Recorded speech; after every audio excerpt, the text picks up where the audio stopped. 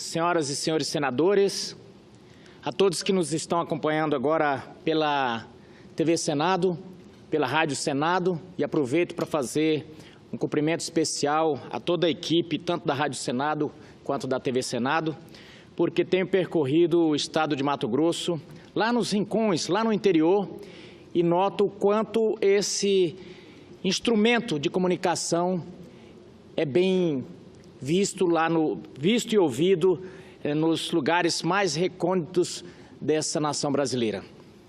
Senhor presidente, no último domingo tivemos novamente a população brasileira indo às ruas. Eu vi um certo ar de comemoração por parte dos simpatizantes do governo que saiu, comemorando porque diz que foi um fracasso as manifestações. Eu vejo que manifestação é sempre um sucesso, seja ela de qual matiz for, porque significa que a população está participando da vida política do país e está indo às ruas manifestar o seu contentamento ou descontentamento. Mas, enfim, o certo é que se essa manifestação tivesse sido do lado do PT, provavelmente hoje estaria todos os 4 cavaleiros aqui dizendo que teria sido um sucesso, que a Paulista foi lotada, mas como não foi, estão nas redes sociais dizendo que foi um fracasso. Eu queria parabenizar todos os movimentos que foram às ruas manifestar o seu apoio aos temas que defendiam, como o fim do foro privilegiado, apoio à Lava Jato, os temas mais variados. Eu acho que isso é muito bom para a democracia, as pessoas se manifestarem. Mas se manifestaram de forma pacífica, de forma ordeira, dando mais uma vez uma aula para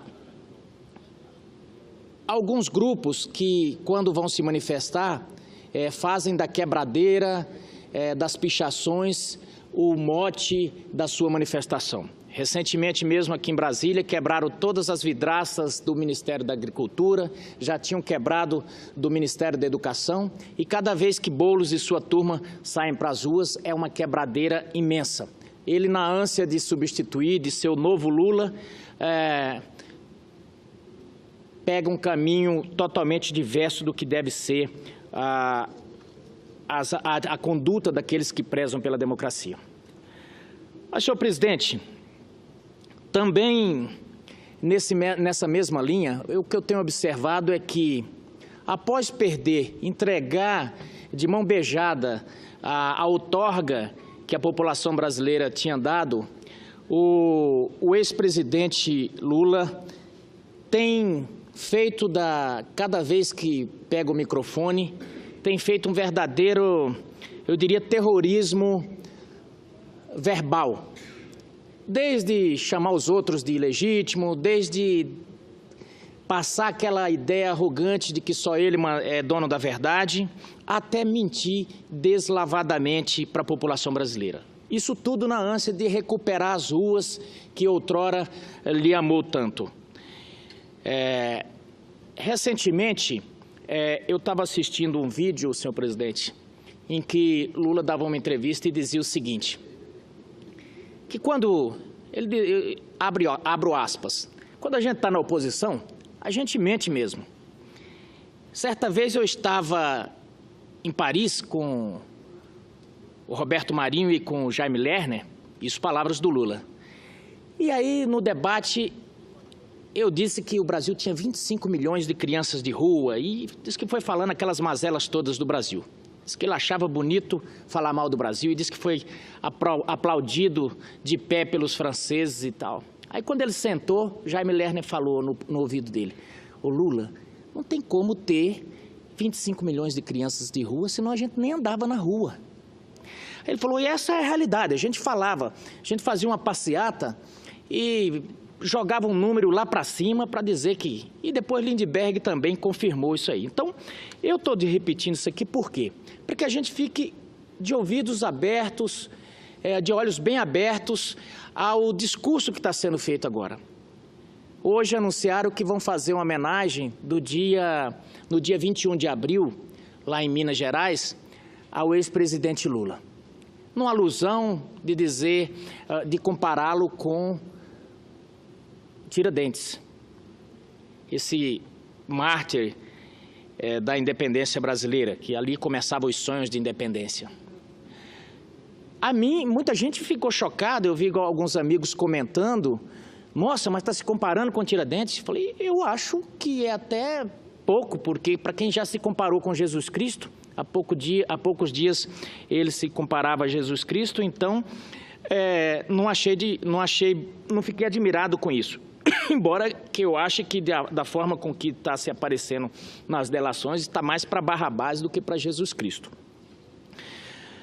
Mas nessa linha de contar mentira é que me preocupa, porque de repente as pessoas falam, não, Lula mente mesmo, faz aquela galhofada e as pessoas até gostam, mas a preocupação, minha gente, é que essas mentiras vão ficando e dificilmente num pleito eleitoral a verdade consegue vencer a mentirada. Eu cito, por exemplo, quando foi lançado o Plano Real, e eu creio que aqui nenhum brasileiro há de contestar que o Plano Real foi um sucesso, eu me lembro que o Lula dizia, isso é um programa eleitoreiro. E praticamente quase todo o PT foi contra o Plano Real. Como o Plano Real foi um sucesso total, ele se apoderou do plano e passou a demonizar o seu mentor. Fernando Henrique foi demonizado por essa gente que parecia que era mais fácil defender Mefistófeles do que Fernando Henrique. E aí está a falha do PSDB, que parece que passou a ter vergonha do seu líder.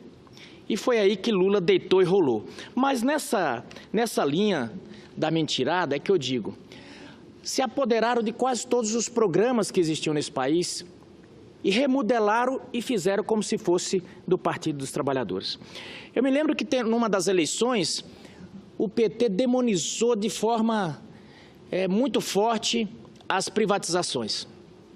Mas depois, sem dinheiro, precisava fazer privatizações, e aí começou a fazer privatização envergonhada. Que jeito era essa privatização? Era um modelo híbrido pegava um pouco da iniciativa privada, concedia e a outra parte era de responsabilidade do governo. E aí é que eu quero chegar, para ver o resultado dessas mentiras todas, o quanto tem impacto na vida da sociedade.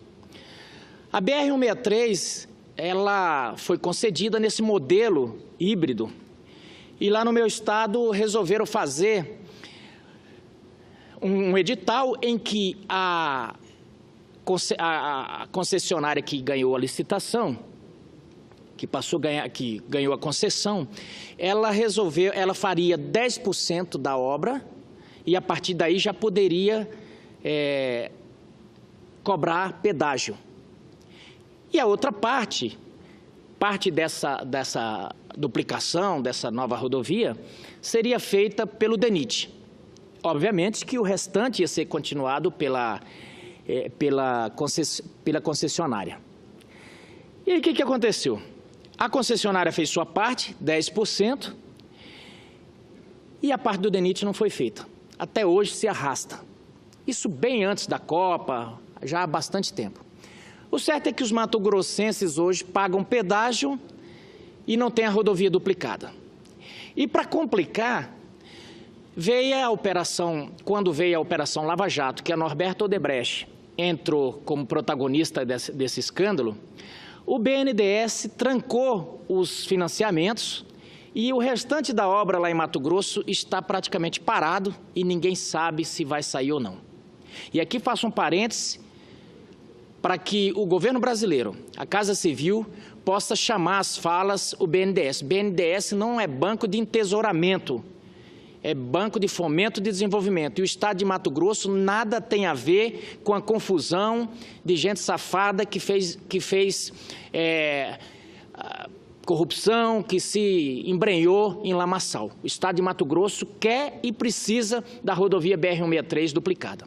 Mas continuando, senhor presidente, Esse foi o modelo, chamado modelo híbrido, que eles não chamavam de privatização, dava outro nome, um apelido bonito para não dizer, não, nós não estamos fazendo privatização. Na verdade, era privatização. Acontece que deu errado. E aí o Brasil nem teve o retorno do serviço e ficou sem a obra tão necessária. Esse modelo, essa retórica de passar simplesmente a ideia de que o mundo é perfeito, que o PT é dono da verdade, que a verdade está com esse grupo que defende essas ideias, tem prejudicado muito o Brasil. Tem prejudicado até nas relações onde tentam dividir homem contra mulher, branco contra não branco, índio contra não índio. É a divisão do nós e eles para poder dividir para governar. Isso tem causado um tremendo risco à democracia brasileira. E por que eu digo isso? Digo sem medo de errar. Porque, na verdade, não se sustenta na realidade, na verdade, e vai causando uma divisão, um ódio, a ponto das pessoas não aguentarem mais. Porque, para quem está nos ouvindo, eu vou dizer um pouco do roteiro como é isso. Quando sobe um parlamentar aqui que defende essas ideias, ele faz uma cara de indignado e fala com toda a força dos pulmões. Na verdade, é tudo fake. Para dizer que está indignado, que a pobreza, que os pobres estão sendo arrebentados, que a classe trabalhadora está sendo seus direitos precarizados. Tudo fake, minha gente. Tudo fake, sabe por quê? Tudo falsidade, fingimento, dissimulação. Sabe por quê? Porque passaram 13 anos. Passaram 13 anos e você não via essa preocupação. Eu fui sindicalista na época que essa turma estava aí. Não tinha a menor vontade, aliás, corria da classe trabalhadora. Quando, de repente, se viram com o bote dando água, correram atrás dos movimentos sociais, correram atrás de Sem Terra novamente. Sem Terra vivia de bolsa dada pela Conab na época desse povo. Não demarcaram um palmo de terra. No apagar das luzes, fizeram ali do Palácio do Planalto como se fosse uma sede sindical, encheram de panfleto, encheram de sem terra, porque era o que lhes restava. E agora pousam aqui de defensores da Previdência, de defensores da CLT. Lembrem-se que até poucos dias o presidente Lula falava de forma inflamada. Ele dizia da seguinte forma: é bem verdade que a população brasileira está vivendo mais. A população brasileira está vivendo mais. E se tem mais gente para receber e tem menos gente para pagar, temos que fazer uma reforma. Ele fazia isso para justificar que era preciso uma reforma. E fez uma reforma. A presidente Dilma, até poucos dias, defendia com seus ministros a reforma da Previdência. E agora, aos quatro cantos, vociferam. Sai pedigoto para dizer que são contra a reforma. Não estou aqui defendendo a reforma. Eu não sei nem que tipo de reforma vai chegar aqui. E do jeito que está, realmente, toda a base aqui já disse que não vota na reforma. Mas o que eu mostro aqui é a incoerência dessa gente. A incoerência de quem mente, mas sem pestanejar, para voltar a pegar a viúva novamente. Querem o dinheiro da viúva. Essa é que é a verdade. Essa história de defender o Brasil, não vejo preocupação alguma com o Brasil. Porque, veja bem, teve uma das campanhas que ganharam em cima da Petrobras, dizendo que se o PSDB ganhasse, iria acabar com a Petrobras. Pois bem, eles ganharam. O que fizeram com a Petrobras? Todo mundo sabe o que fizeram com a Petrobras. Então, é uma mentira atrás da outra, e eu faço esse levantamento aqui para que os brasileiros abram o olho, porque dissimulação, coitadismo e mentira é a marca dessa gente que quer voltar ao poder. Vocês vejam bem, eles pediram impeachment de todo mundo que passou. Quando foi pedido o impeachment do governo do PT, o que eles falaram? É golpe. Então, impeachment contra o PT era golpe. E aí começaram a dizer, tiraram uma presidente honesta que não cometeu crime algum. Nada pesa contra a presidente Dilma. A presidente Dilma não foi delatada, a presidente Dilma não tem nada de investigação aberta contra ela. Isso é o mantra que espalham no mundo inteiro, enxovalhando a imagem do Brasil. Acontece que não é verdade. O Marcelo Odebrecht veio e disse, tanto Lula quanto Dilma sabiam de tudo. Tanto Lula quanto Dilma sabiam das quantias que eram repassadas a seu João Santana e a sua esposa. Sabiam de tudo. Está lá nas delações. Mas ela continua pousando como impoluta. E podíamos falar, Medeiros, ela já foi cassada. Temos que falar isso aqui para relembrar. Não é essa história. Competente, mãe de toda honestidade e mãe de toda seriedade. Na verdade, nós tivemos uma presidente que foi cassada porque cometeu erros e erros graves. Esse erro de maquiar balanço, gente, já derrubou grandes empresas, e eu tenho citado sempre aqui a Enro, que maquiava seus balanços para dar ganhos aos acionistas. E ainda tinha um slogan assim, pergunte por quê. Quando perguntaram, descobriram. Foi a mesma coisa quando perguntaram por que o governo da presidente sempre dava superávit. É porque maquiava os balanços. E isso é crime. E foi por isso que a presidente foi cassada.